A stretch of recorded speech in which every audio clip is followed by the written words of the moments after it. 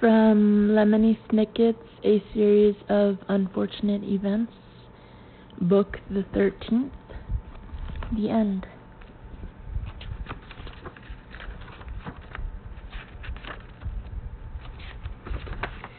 For Beatrice, I cherished, you perished, the world's been nightmarish.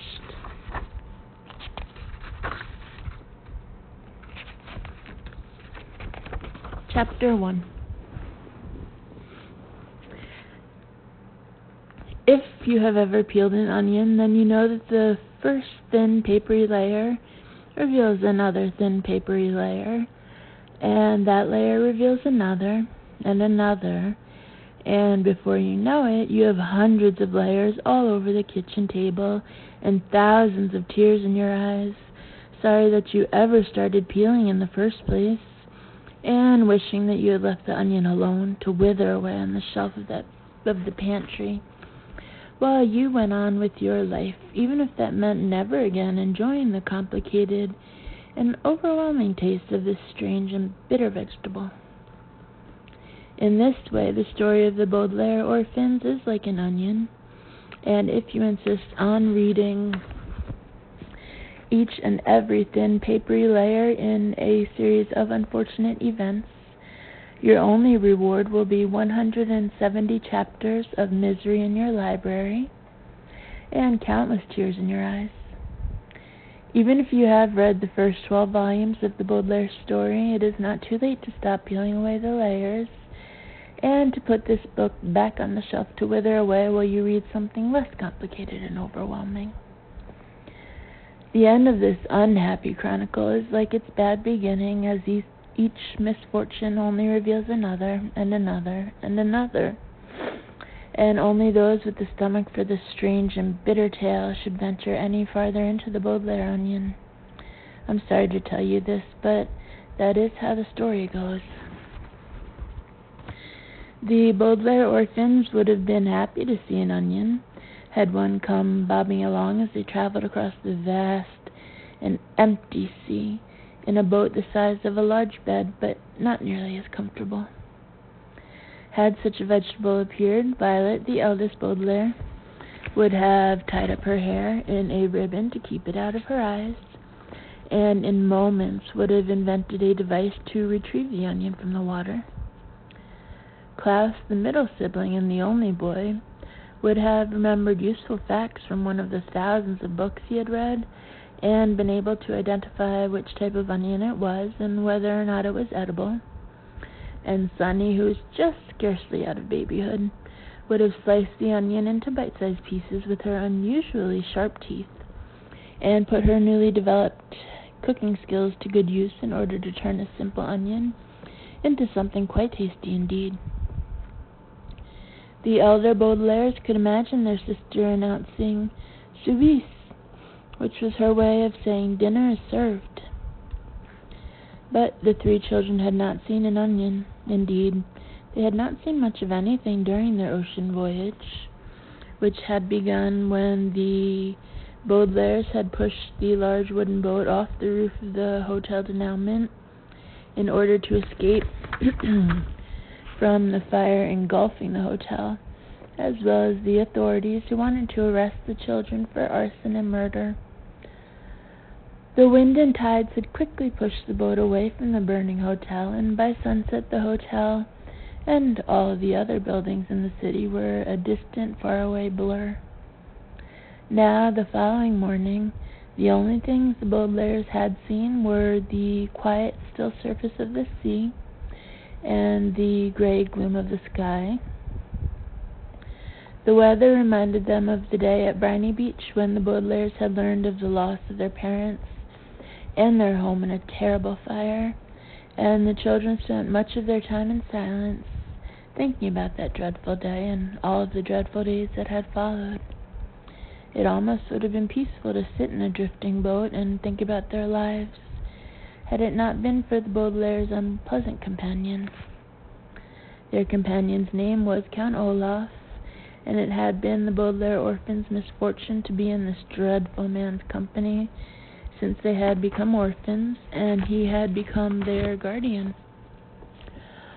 Olaf had hatched scheme after scheme in an attempt to get his filthy hands on the enormous fortune the Baudelaire parents had left behind. And although each scheme had failed, it appeared as if some of the villain's wickedness had rubbed off on the children, and now Olaf and the Baudelaires were all in the same boat.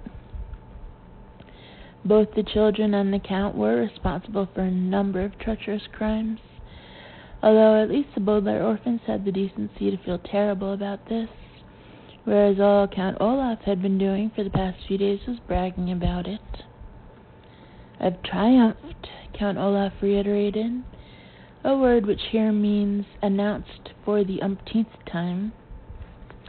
He stood proudly at the front of the boat, leaning against a carving of an octopus attacking a man in a diving suit that served as the boat's figurehead. "You orphans thought you could escape me, but at last you're in my clutches." "Yes, Olaf," Violet agreed wearily. The eldest Baudelaire did not bother to point out that as they were all alone in the middle of the ocean, it was just as accurate to say that Olaf was in the Baudelaire's clutches as it was to say that they were in his. Sighing, she gazed up at the tall mast of the boat, where a tattered sail drooped limply in the still air. For some time, Violet had been trying to invent a way for the boat to move, even when there wasn't any wind, but the only mechanical materials on board were a pair of enormous spatulas from the Hotel Denouement's rooftop sunbathing salon. The children had been using these spatulas as oars, but rowing a boat is very hard work, particularly if one's traveling companions are too busy bragging to help out, and Violet was trying to think of a way they might move the boat faster. "I've burned down the Hotel Denouement," Olaf cried, gesturing dramatically, "and destroyed VFD once and for all." "So you keep telling us," Klaus muttered, without looking up from his commonplace book. For quite some time, Klaus had been writing down the details of the Baudelaire situation in this dark blue notebook, including the fact that it was the Baudelaires, not Olaf, who had burned down the Hotel Denouement. VFD was a secret organization that the Baudelaires had heard about during their travels, and as far as the middle Baudelaire knew, it had not been destroyed, not quite, although quite a few VFD agents had been in the hotel when it caught fire. At the moment, Klaus was examining his notes on VFD and the schism, which was an enormous fight involving all of its members and had something to do with the sugar bowl. The middle Baudelaire did not know what the sugar bowl contained, nor did he know the precise whereabouts of one of the organization's bravest agents, a woman named Kit Snicket. The children had met Kit only once before she headed out to see herself, planning to meet up with the Quagmire triplets, 3 friends the Baudelaires had not seen in quite some time, who were traveling in a self-sustaining hot-air mobile home. Klaus was hoping the notes in his commonplace book would help him figure out exactly where they might be if he studied them long enough. "And the Baudelaire fortune is finally mine," Olaf cackled. "Finally, I am a very wealthy man, which means everybody must do what I say." "Beans," Sunny said. The youngest Baudelaire was no longer a baby, but she still talked in a somewhat unusual way, and by beans she meant something like, "Count Olaf is spouting pure nonsense," as the Baudelaire fortune was not to be found in the large wooden boat, and so could not be said to belong to anyone. But when Sunny said beans, she also meant beans. One of the few things the children had found on board the boat was a large clay jar with a rubber seal, which had been wedged underneath one of the boat's wooden benches. The jar was quite dusty and looked very old, but the seal was intact. a word which here means not broken, so the food stored inside was still edible. Sunny was grateful for the jar, as there was no other food to be found on board, but she couldn't help wishing that it had contained something other than plain white beans. It is possible to cook a number of delicious dishes with white beans. The Baudelaire parents used to make a cold salad of white beans, cherry tomatoes, and fresh basil, all mixed together with lime juice, olive oil, and cayenne pepper, which was a delicious thing to eat on hot days. But without any other ingredients, Sunny had only been able to serve her boatmates handfuls of a bland white mush, enough to keep them alive, but certainly nothing in which a young chef like herself could take pride. As Count Olaf continued to brag, the youngest Baudelaire was peering into the jar, wondering how she could make something more interesting out of white beans and nothing else. I think the first thing I'll buy for myself is a shiny new car, Count Olaf said. Something with a powerful engine, so I can drive faster than the legal limit, and an extra thick bumper so I can ram into people without getting all scratched up. I'll name the car Count Olaf after myself, and whenever people hear the squeal of brakes, they'll say, "Here comes Count Olaf." Orphans head for the nearest luxury car dealership. Baudelaires looked at one another. As I'm sure you know, it is unlikely for a car dealership to be found in the middle of the ocean, although I have heard of a rickshaw salesman who does business in a grotto hidden deep in the Caspian Sea. It is very tiresome to travel with someone who is constantly making demands, particularly if the demands are for utterly impossible things, and the children found that they could no longer hold their tongues, a phrase which here means keep from confronting Olaf about his foolishness. "We can't head for a car dealership," Violet said. "We can't head anywhere. The wind has died out, and Klaus and I are exhausted from rowing." "Laziness is no excuse," Olaf growled. "I'm exhausted from all my schemes, but you don't see me complaining." "Furthermore," Klaus said, "we have no idea where we are, and so we have no idea which direction to go in." "I know where we are," Olaf sneered. "We're in the middle of the ocean." "Beans," Sunny said. "I've had enough of your tasteless mush," Olaf snarled. "It's worse than that salad your parents used to make. All in all, you orphans are the worst henchmen I've ever acquired." "We're not your henchmen," Violet cried. "We simply happen to be traveling together." "I think you're forgetting who the captain is around here," Count Olaf said, and knocked one dirty knuckle against the boat's figurehead. With his other hand he twirled his harpoon gun, a terrible weapon that had one last sharp harpoon available for his treacherous use. "If you don't do what I say, I'll break open this helmet and you'll be doomed." The Baudelaires looked at the figurehead in dismay. Inside the helmet were a few spores of the Medusoid mycelium, a terrible fungus that could poison anyone who breathed it in. Sunny would have perished from the mushroom's deadly power not so long ago, had the Baudelaires not managed to find a helping of wasabi, a Japanese condiment that diluted the poison. "You wouldn't dare release the Medusoid mycelium," Klaus said, hoping he sounded more certain than he felt. "You'd be poisoned as quickly as we would." "Equivalent flotilla," Sunny said sternly to the villain. "Our sister's right," Violet said. "We're in the same boat, Olaf. The wind has died down. We have no idea which way to go, and we're running low on nourishment. In fact, without a destination, a way of navigating, and some fresh water, we're likely to perish in a matter of days. You might try to help us instead of ordering us around." Count Olaf glared at the eldest Baudelaire and then stalked to the far end of the boat. "You three figure out a way to get us out of here," he said. and I'll work on changing the nameplate of the boat.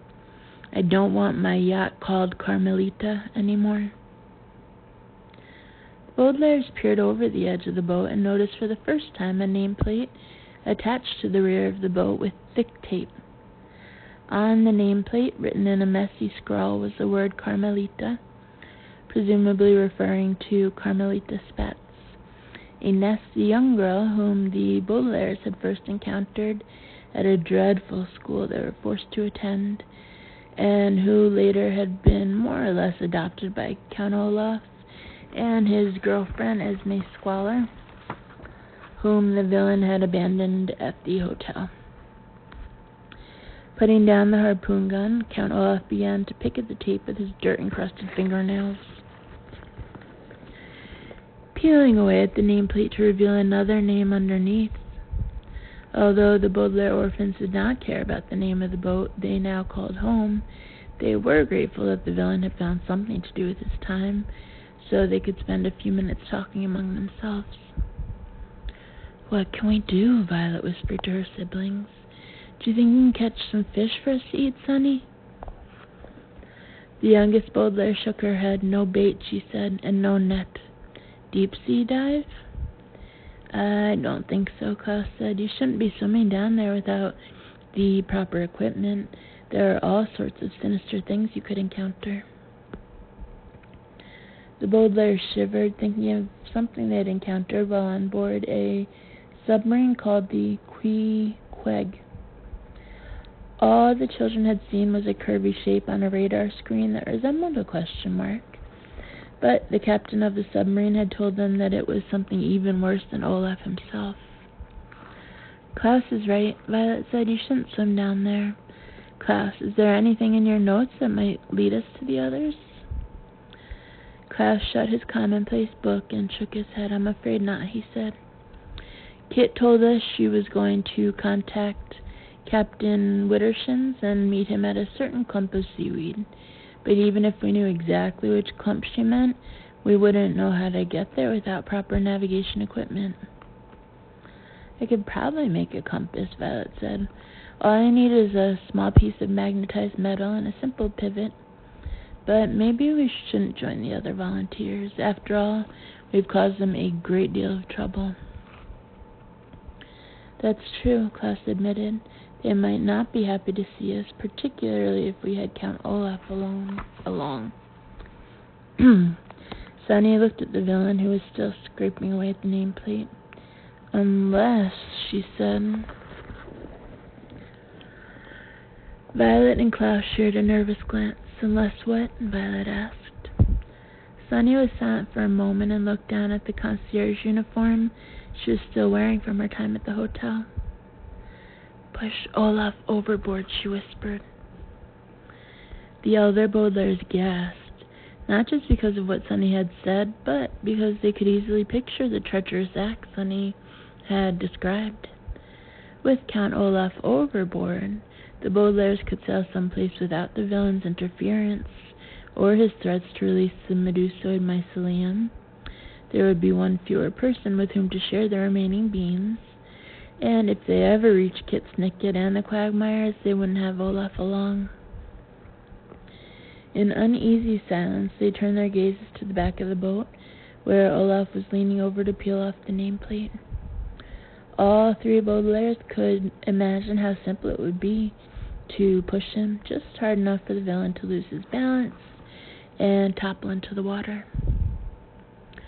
"Olaf wouldn't hesitate to throw us overboard," Violet said, so quietly her siblings could scarcely hear her. "If he didn't need us to sail the boat, he'd toss us into the sea." "VFD might not hesitate either," Klaus said. "Parents?" Sonny asked. The Baudelaires shared another uneasy glance. The children had recently learned another mysterious fact about their parents in their shadowy past. A rumor concerning their parents and a box of poison darts. Violet, Klaus, and Sonny, like all children, had always wanted to believe the best about their parents, but as time went on, they were less and less sure. What the siblings needed was a compass, but not the sort of compass Violet had mentioned. The eldest Baudelaire was talking about a navigational compass, which is a device that allows a person to tell you the proper direction to travel in the ocean. But the Baudelaires needed a moral compass, which is something inside a person, in the brain or perhaps in the heart, that tells you the proper thing to do in a given situation. A navigational compass, as any good inventor knows, is made from a small piece of magnetized metal and a simple pivot, but the ingredients in a moral compass are not as clear. Some believe that everyone is born with a moral compass already inside them, like an appendix, or a fear of worms. Others believe that a moral compass develops over time as a person learns about the decisions of others by observing the world and reading books. In any case, a moral compass appears to be a delicate device, and as people grow older and venture out into the world, it often becomes more and more difficult to figure out which direction one's moral compass is pointing. So it is harder and harder to figure out the proper thing to do. When the Baudelaires first encountered Count Olaf, their moral compasses never would have told them to get rid of this terrible man, whether by pushing him out of his mysterious tower room or running him over with his long black automobile. But now, standing on the Carmelita, the Baudelaire orphans were not sure what they should do with this villain who was leaning so far over the boat that one small push would have sent him to his watery grave.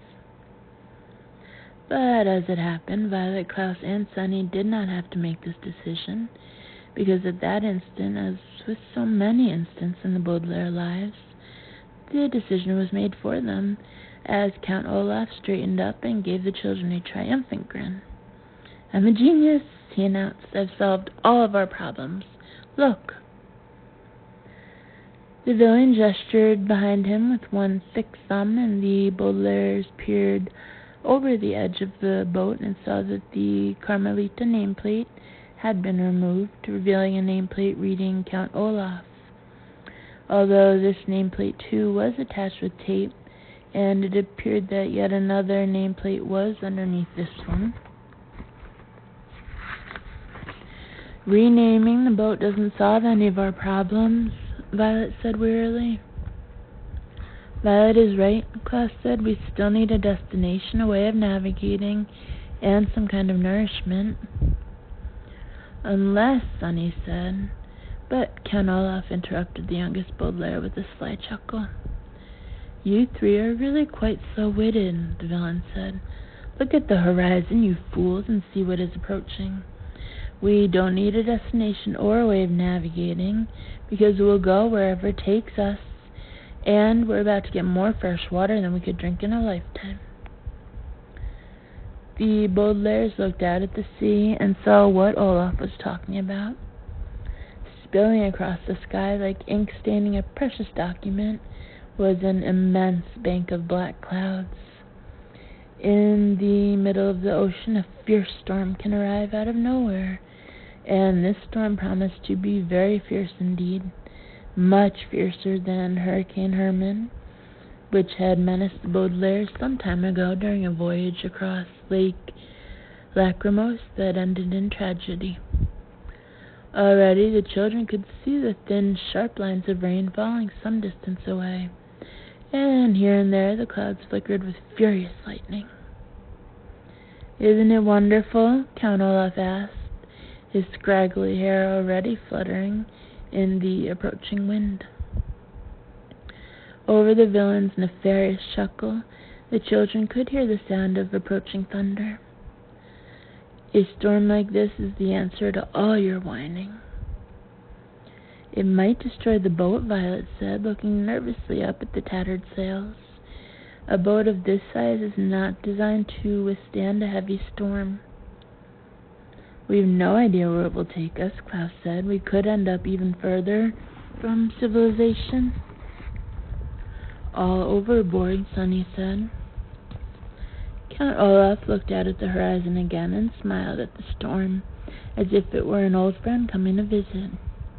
"Yes, those things might happen," he said with a wicked smile.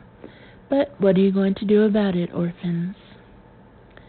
The Baudelaires followed the villain's gaze to the storm.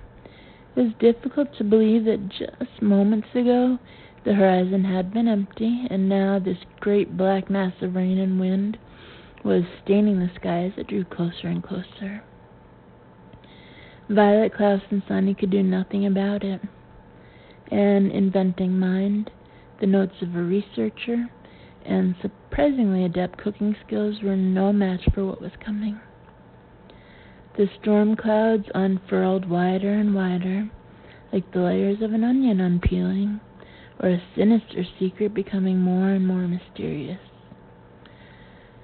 Whatever their moral compass told them about the proper thing to do, the Baudelaire orphans knew there was only one choice in this situation, and that was to do nothing, as the storm engulfed the children and the villain as they stood together in the same boat.